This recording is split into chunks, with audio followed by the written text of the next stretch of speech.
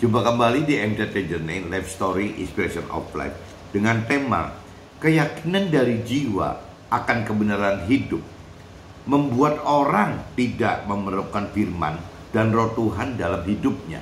Dari dasar kitab Matius pasal 11 ayat 2 sampai 15 dan kitab Matius pasal 11 ayat 16 sampai 30.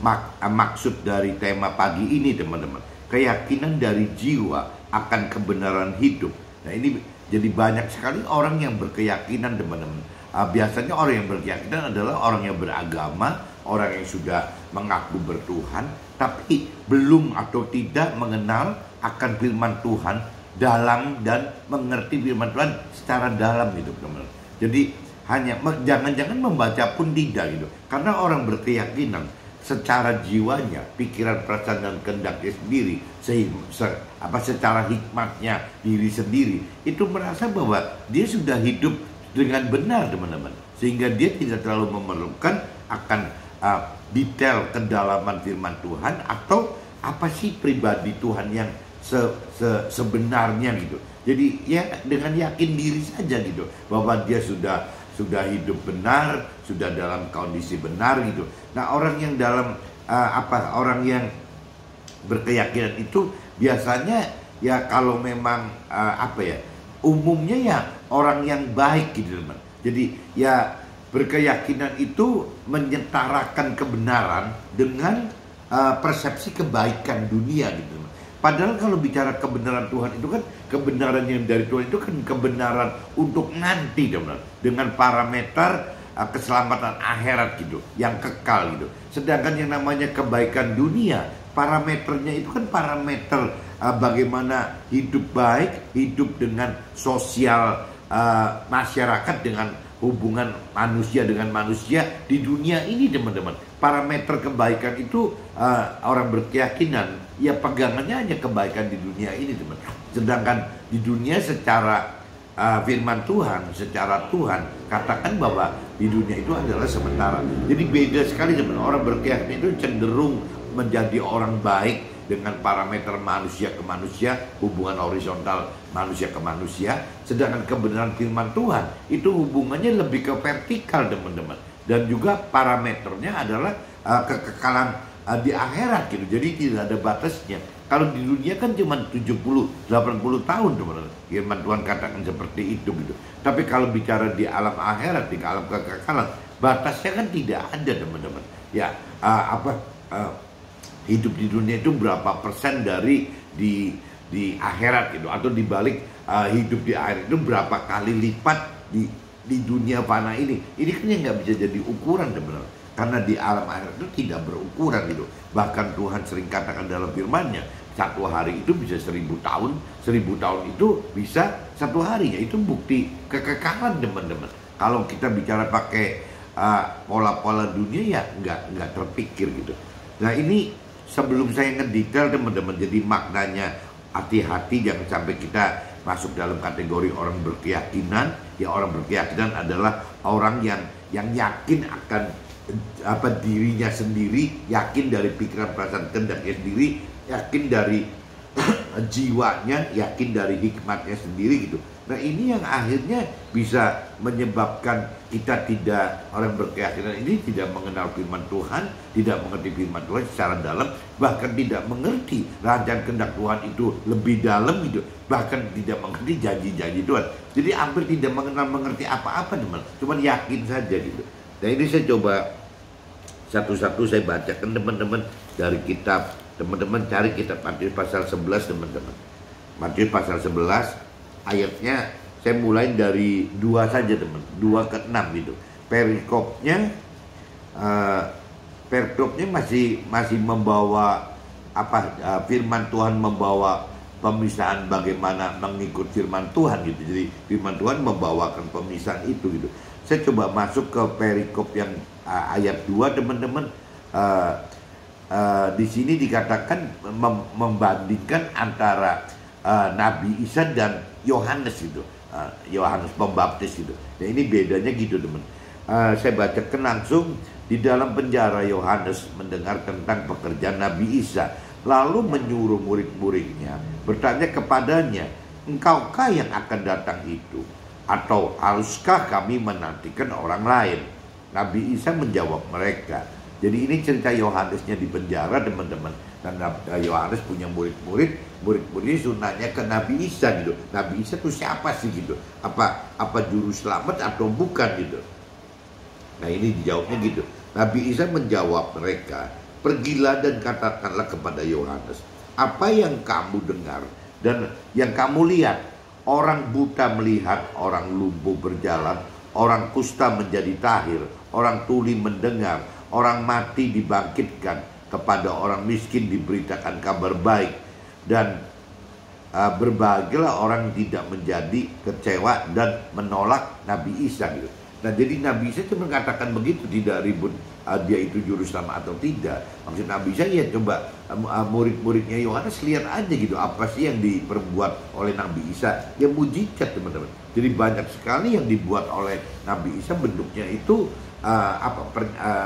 menyatakan dirinya itu adalah juru selamat itu ya melalui mujizat-mujizat itu, teman-teman. Jadi kalau diinspirasi saya, teman-teman, Matius pasal 11 ayat 2 sampai 6. Penilaian hikmat firman yang benar oleh masing-masing pihak, baik yang memberitakan atau yang diberitakan, atau yang diberitakan gitu. Ya, kriteria hikmat firman dapat diklasifikasikan ya untuk diri sendiri. Jadi kalau bicara hikmat firman, pengenalan pengertian firman Tuhan, mana firman yang menyelamatkan, yang tidak menyelamatkan, itu parameternya kembali ke diri kita masing-masing, teman-teman. Levelnya mau ditaruh di mana gitu. Ya kalau misalnya kriteria hikmat firman itu diklasifikasikan untuk diri sendiri, ya bisa-bisa saja ya mengenal mengerti akan firman Tuhan dari dirinya sendiri gitu. Tapi bisa juga untuk keluarga, satu keluarga gitu, bisa juga. Atau bisa juga untuk sahabat-sahabat di pinggir kita gitu, itu juga bisa juga. Atau untuk komunitasnya, komunitas iman gitu.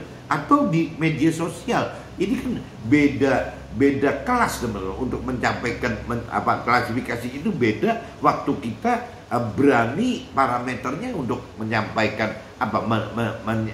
menyampaikan firman Tuhannya. Kalau dari Nabi Isa kan bukan parameternya itu, parameternya mujizat gitu. Jadi supaya orang awam ya bisa lebih tahu dan lebih kenal, lebih mengerti gitu. Ya kalau tanpa mujizat susah sekali bedain Nabi Isa dengan Yohanes gitu, muridnya.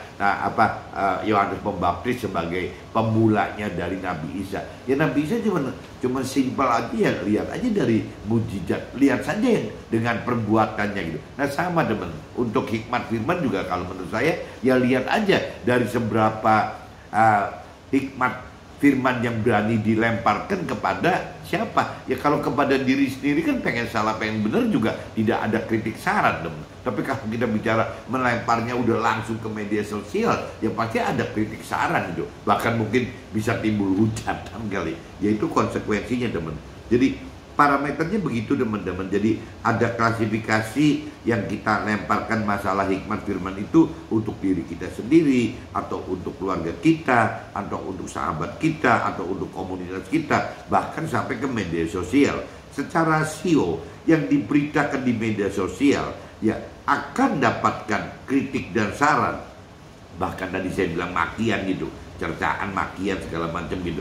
Maka butuh pengenalan dan juga pengertian firman Tuhan dari iman yang lebih gitu. Jadi kalau kita berani sampai masuk pemberitaan hikmat firman itu diberitakan melalui media sosial, ya pasti teman-teman orang harus belajar lebih mengenal lebih dalam dulu dan lebih berani untuk beriman, untuk menyampaikan, melakukan firman Tuhan. Karena menyampaikan, memberitakan kebenaran firman adalah ya syarat-syarat untuk melakukan firman Tuhan, teman. Tapi kan tidak mudah, teman-teman. Nah ini berbedanya gitu, teman. Saya coba lanjut lagi di kitab Matius pasal 11 ayat 7 sampai 11, teman. Ayat 7 sampai 11. Setelah murid-murid Yohanes pergi, mulailah Nabi Isa berbicara kepada orang banyak tentang Yohanes. Untuk apakah kamu pergi kepada gurun melihat buluh yang digoyangkan angin kian kemari? Atau untuk apakah kamu pergi melihat orang yang berpakaian halus? Orang yang berpakaian halus itu tempatnya di istana raja. Jadi kalau cerita Yohanes dengan apa mungkin zaman itu ahli Taurat gitu ya, beda sekali gitu. Kalau ahli Taurat itu pakaiannya halus, adanya di bait Allah gitu, di tempat-tempat yang wah gitu. Tapi kalau Yohanes Pembaptis adanya di padang gurun gitu teman-teman. Jadi beda sekali gitu. Jadi untuk apakah kamu pergi melihat nabi? Benar, dan aku berkata kepadamu, bahkan lebih daripada nabi, karena tentang dia ada tertulis. Ini cerita tentang Yohanes itu. Lihatlah, aku menyuruh utusanku mendahului engkau, dia akan mempersiapkan jalanmu di hadapanmu. Ini Tuhan Allah mengutus Nabi Isa itu sebelumnya ngutus Yohanes dulu teman-teman, sebagai yang untuk yang mempersiapkan jalan gitu. Aku berkata kepadamu, sesungguhnya di antara mereka yang dilahirkan oleh perempuan tidak pernah tampil seorang yang lebih besar daripada Yohanes Pembaptis, ya. Namun yang terkecil dalam kerajaan sorga lebih besar daripada si Yohanes yang Pembaptisnya sendiri. Ini kalau di kitab suci bunyi gitu. Nah, kalau di inspirasi saya teman-teman, Matius pasal 11 ayat 7 sampai 11, orang berkeyakinan akan percaya dan mengenal Tuhan hanya oleh karena simbolis atau formalitas saja, dan meyakini Tuhan secara teori atau hukum saja gitu ya, hukum rohani saja, serta menyembah Tuhan hanya dengan liturgi atau tata cara agama saja gitu. Ini adalah hal yang kurang dari kehendak dan rancangan Tuhannya sendiri gitu. Nah ini jadi karena yakinnya dia akhirnya orang berkeyakinan itu yang membuat cara-cara sendiri gitu, bagaimana menyembah Tuhan dengan benar itu seperti itu gitu. Jadi tidak perlu belajar firman dengan dalam, tidak perlu mengerti, menghidupkan roh Tuhan untuk mengerti firman Tuhan lebih dalam lagi gitu. Tidak perlu menghidupkan roh Tuhan untuk berani melakukan firman.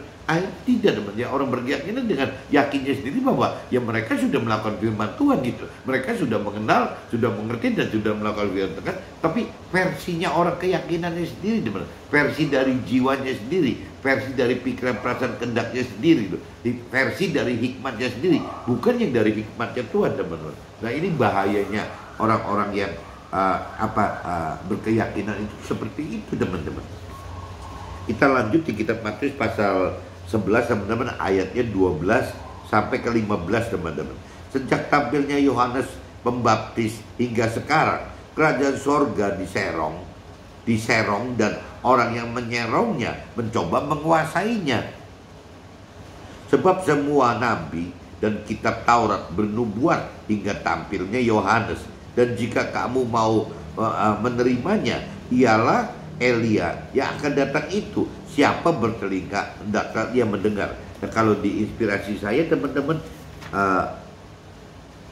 saya coba di 12 itu jadi Matius 11 ayat 12 sampai 15. Banyak orang yang beragama dan bertuhan yang tidak dengan dalam mengenal dan mengerti akan firman Tuhan sebagai peta dari kebenaran hidup dan roh Tuhan sebagai kompas kebenaran hidup gitu. Jadi agar kita sampai pada apa yang Tuhan dan rancang dalam hidup kita. Jadi kalau orang berkeyakinan bisa ada asumsi, ada kemungkinan tidak nyampe seperti yang Tuhan rancang kehendaki, karena mereka membuat satu target tujuan gitu, peta sendiri, kompas sendiri gitu ya, untuk mencapai rancangan kehendaknya diri sendiri. Nah, kalau kita mau masuk ke dalam rancangan kehendak Tuhan ya harus tetap dengan firman Tuhan dan roh Tuhan itu sebagai peta kebenaran hidup dan kompas kebenaran hidup. Matius pasal 11 ayat 16 sampai 19 teman-teman. 16 sampai 19. Dengan apakah akan kau umpamakan angkatan ini? Mereka itu seumpama anak-anak yang duduk di pasar dan berseru kepada teman-temannya, kami meniup seruling bagimu, tetapi kamu tidak menari gitu. Kami menyanyikan kidung duka, tetapi kamu tidak bergabung. Ya, karena Yohanes datang dan ia tidak makan dan tidak minum, dan mereka berkata kerasukan setan gitu. Kemudian Nabi Isa itu datang, ia makan dan minum, dan mereka berkata, lihatlah, Nabi Isa itu seorang pelahap dan peminum gitu. Karena Nabi Isa makan dan minum dibanding Yohanes, akhirnya orang-orang ahli Taurat katakan begitu gitu, bahwa lihatlah Nabi Isa itu makan dan minum. Bahkan gitu di sini dikatakan ya sahabatnya pemungut cukai yang berdosa itu gitu. Karena Nabi Isa kan istilahnya apa? Datang untuk menyelamatkan orang-orang yang berdosa, dan bukan ngumpul dengan orang yang sudah benar gitu. Tapi ahli Taurat membalikkan faktanya Nabi Isa itu dengan ya cemooh cibiran itu, teman. Tetapi hikmat Allah dibenarkan oleh perbuatannya gitu. Nah ini yang penting kan begitu, hikmat Allah ya adalah hikmat yang dibenarkan oleh perbuatan kita sendiri gitu, bukan dengan keyakinan kita sendiri. Nah ini saya coba diinspirasi saya teman-teman. Matius pasal 11 ayat 16-19, orang berkeyakinan lebih untuk menilai kebenaran hidup dari keyakinan yang dari hikmat dan yang lahir dari jiwa sendiri yang berupa pikiran dan perasaan serta kehendak diri sendiri saja gitu, sehingga lebih mementingkan doa atau berdiam diri atau liturgi dan seremonial agama, karena hal seperti inilah yang jiwanya dapat dipuaskan gitu. Orang berkeyakinan hanya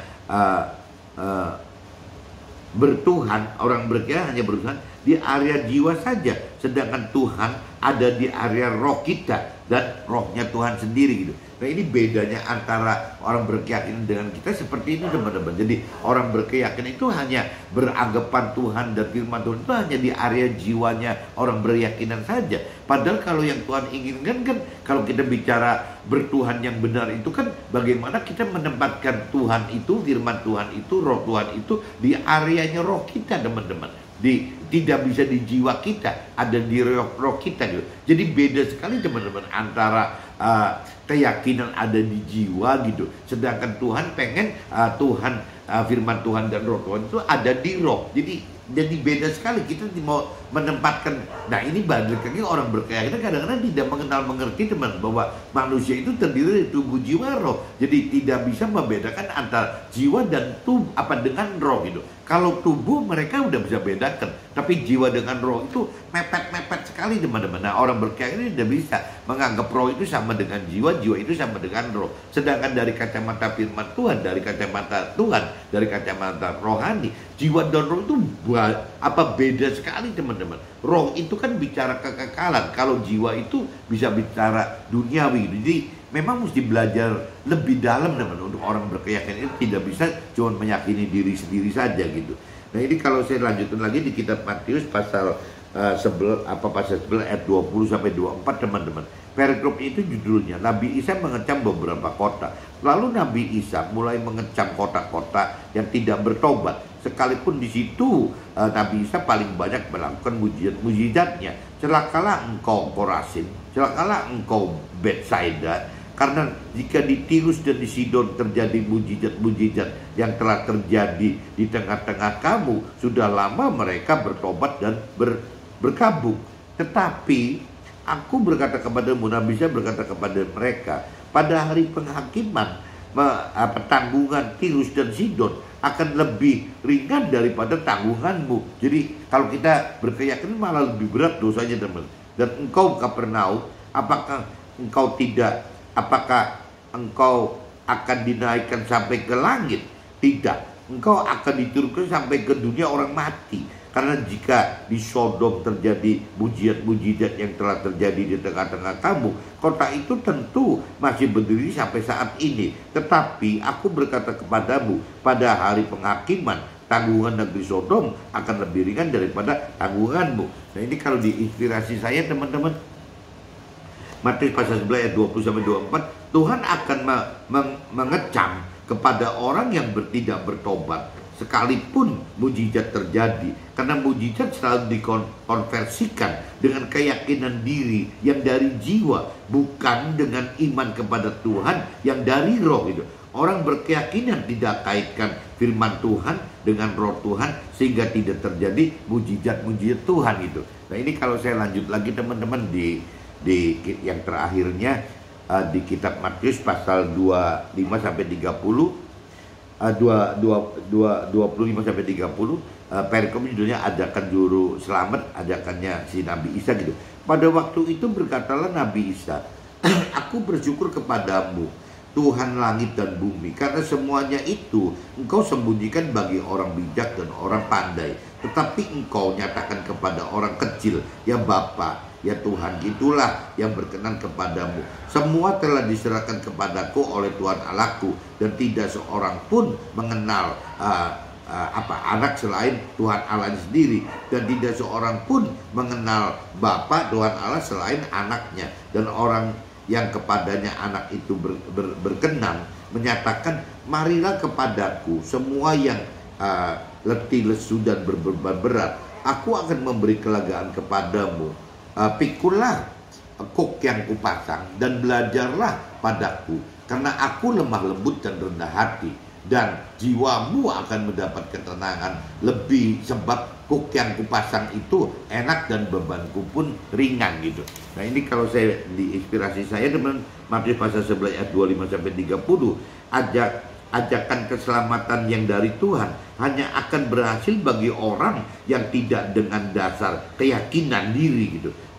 Tetapi bagi orang yang merasa bodoh, yang merasa kotor gitu kan, serta tidak berarti dan tidak sombong secara rohani, teman. Jadi orang keyakinan itu bisa dikatakan ya orang-orang yang sombong rohani, teman-teman. Pagi ini saya sharingkan ini, teman-teman. Jadi judulnya keyakinan dari jiwa akan kebenaran hidup, membuat orang tidak memerlukan firman dan roh Tuhan dalam hidupnya. Oke teman-teman, see you, bye-bye.